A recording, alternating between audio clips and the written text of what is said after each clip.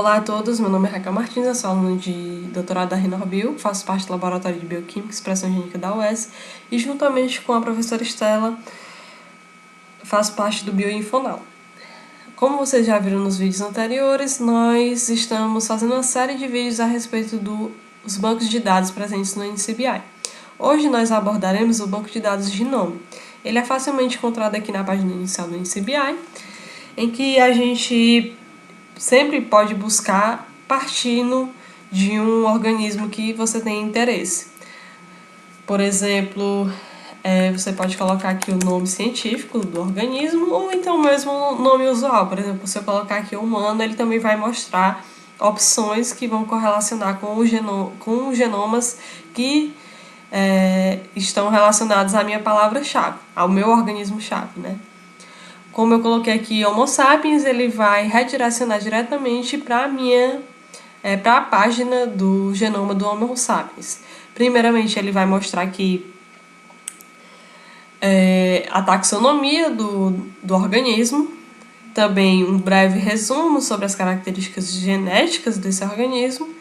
Mais abaixo, ele vai trazer as bibliotecas genômicas desse organismo. Também ele vai trazer um pouco sobre a média do tamanho a média do tamanho do genoma desse organismo, no caso aqui ele traz com megabase, né? Muito parecido com aquele termo que a gente utiliza na informática, que geralmente vai megabyte, gigabyte, terabyte. Só que no caso aqui vai ser referente ao número de bases. Essa nomenclatura de armazenamento, ela pode ser descrita pelo número de bases, né? Quando tem apenas uma base, ela é chamada de par de base, representada por PB. Quando são 1000 pares de bases, ele é conhecido como a nomenclatura de quilobase. Com 1 milhão de pares de bases, megabase, com 1 bilhão, gigabase e com 1 trilhão, terabase. Aqui mais abaixo ele mostra o desenho dos cromossomos e você pode estar visualizando, por exemplo, um cromossomo desse aqui de uma forma mais aprofundada no genoma da DARAVille. Se eu colocar aqui, por exemplo, o cromossomo 1, ele vai redirecionar para uma página do genoma da DARAVille, em que você pode ir avaliando profundamente até nível de par de base, tanto a nível de gene quanto um nível mais aprofundado de cada par de base, o cromossomo em si. Aqui ele novamente mostra essa lista de cromossomos. Aí aqui, como eu tinha colocado o cromossomo 1, aí ele mostra qual é o genoma de referência, primeiramente, né? E depois ele vai mostrar aqui as características do genoma. Aqui vai ter novamente as regiões desse cromossomo que eu escolhi.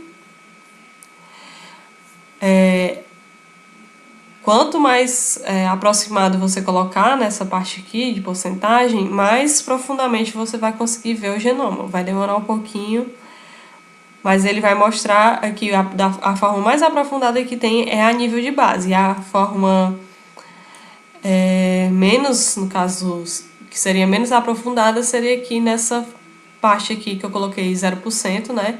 Que é a nível de genes. Ele vai mostrando aqui as regiões em que estão cada gene. Você pode estar buscando aqui também, nessa parte de busca, por uma localização, por um gene, por um fenótipo e etc. Por exemplo, um fenótipo, se você colocar aqui diabetes do tipo 2, ele vai mostrar vários genes que são correlacionados na literatura ao diabetes do tipo 2. Isso também pode ser uma busca que você pode estar fazendo com outros tipos de doença e buscando aqui dentro do genoma as características desses genes, ou se eles estão próximos a algum gene de interesse do seu trabalho de pesquisa e etc. O genoma da AraView, ele funciona mais como uma ferramenta e não como um banco de dados propriamente dito, porque você consegue ir analisando o genoma que você tem interesse, uma localização, por exemplo, do cromossomo de forma específica. E ele também permite que você faça o download de uma região específica, permite que você também faça o BLAST, que é uma ferramenta que faz uma correlação entre uma região específica que você tem e outros genes ou genomas de referência e etc. A gente vai abordar essa ferramenta depois, mais à frente. Além disso, essa ferramenta ela tem você pode utilizá-la também para fins mais didáticos, né? Acho que é interessante até você utilizar essa ferramenta para quem é professor, por exemplo, usar essa ferramenta na sala de aula. Apesar dessa página redirecionada que eu abri aqui, ela mostrar uma visão bem aprofundada, que a gente fica até com medo, né, na hora que olha, mas ele tem uma versão, quando você coloca aqui no próprio Google, que é uma versão mais amigável de se utilizar, que ele apresenta aqui genomas de vários seres vivos, e você pode ir olhando de um por um. Por exemplo, eu posso comparar aqui, posso observar que aqui que o genoma humano ele tem essa aparência aqui, mas o genoma do rato, por exemplo, ele vai ter menos cromossomos. Você pode até comparar o número de cromossomos entre um humano e um rato, e um camundongo, por exemplo. Ou então entre seres mais próximos, que no caso vai ser o rato e o camundongo. Por exemplo, o mouse, eu mostrei anteriormente, no caso o camundongo, né? Ele tem 19 cromossomos somáticos, enquanto que o rato ele já vai ter 20 cromossomos somáticos. Vamos comparar aqui com outro ser vivo, a mosca da fruta, né? A drosófila, que a gente conhece. A drosófila, por exemplo, ela só vai ter 6 cromossomos. Outro animal que é um animal modelo bem conhecido, o zebrafish. O zebrafish já vai apresentar 25 cromossomos. Aqui, deixa eu ver aqui, Arabidopsis, que é uma planta muito conhecida, só vai ter 4 cromossomos. Cachorro. E assim por diante. O cachorro, por exemplo, tem 38 cromossomos somáticos.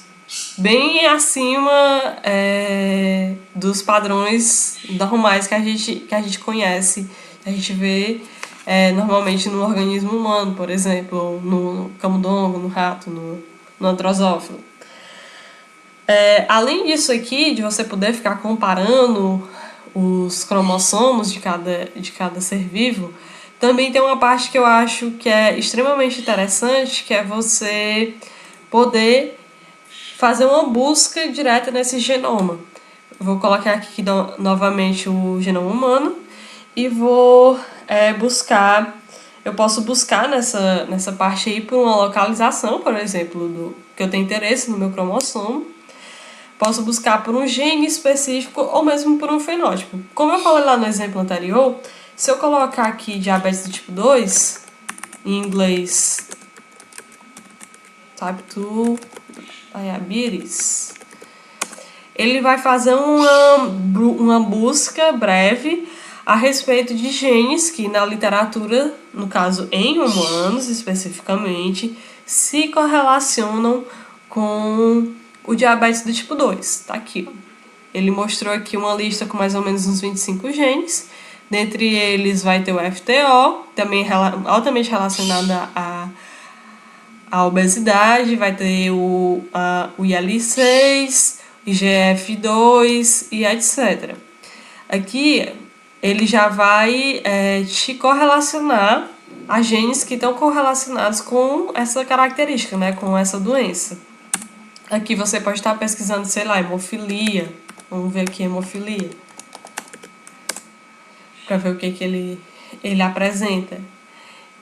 Ele vai fazer uma busca que é bem rica dentro do próprio genoma que você está pesquisando por informações de doenças correlatas. Se a pessoa tem interesse em identificar esses genes, ele já faz uma busca bem interessante entre as características, no caso, entre uma doença e o gene específico.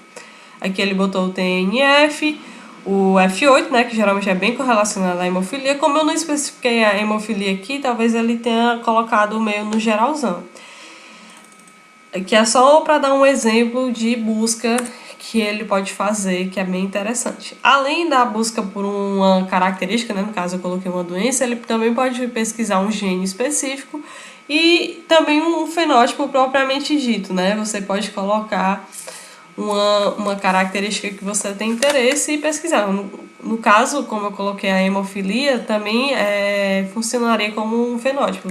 Outro tipo de exemplo de fenótipo pode ser o daltonismo também.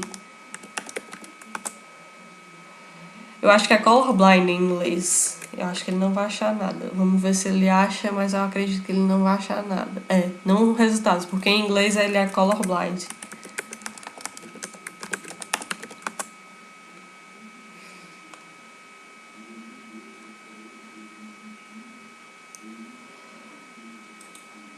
Pronto, ele encontrou aqui que é correlacionado com cromossomo X e etc.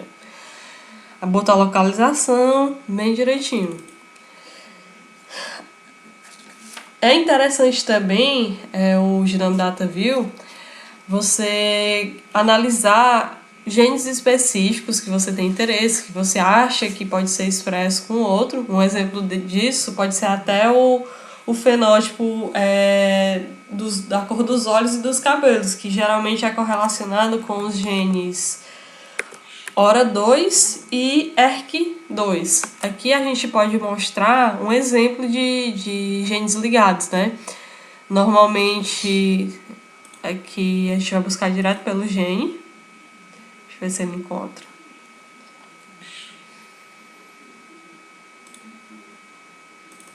Deixa eu botar aqui.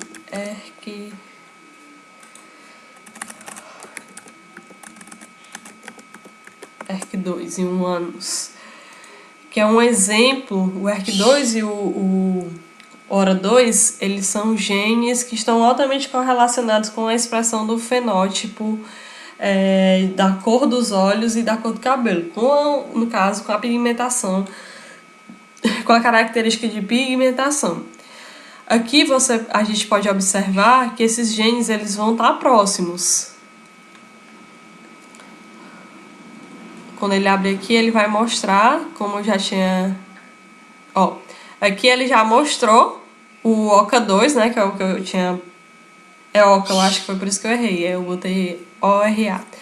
Ele já mostra que o OCA2, que é esse gene aqui, nomeado de melassomal, uma proteína transmembrana melassomal, ele já correlaciona aqui com a expressão, ele já mostra aqui uma proximidade com a expressão do nosso gene ERK2. O ERK2, se eu não me engano, ele tem várias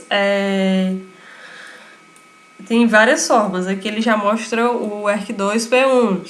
Aí provavelmente aqui mais na frente ele vai mostrar outras isoformas dele também. Aí esse genome da AraView, ele é importante para a gente conseguir observar essa afinidade, no caso também essa proximidade entre genes que atuam em funções parecidas, né, e que provavelmente têm uma relação de expressão muito íntima. Então, pessoal, eu queria mostrar basicamente isso. Então, era só isso. Eu peço que sigam a gente lá no Instagram, Bioinfonal, e continuem assistindo os vídeos.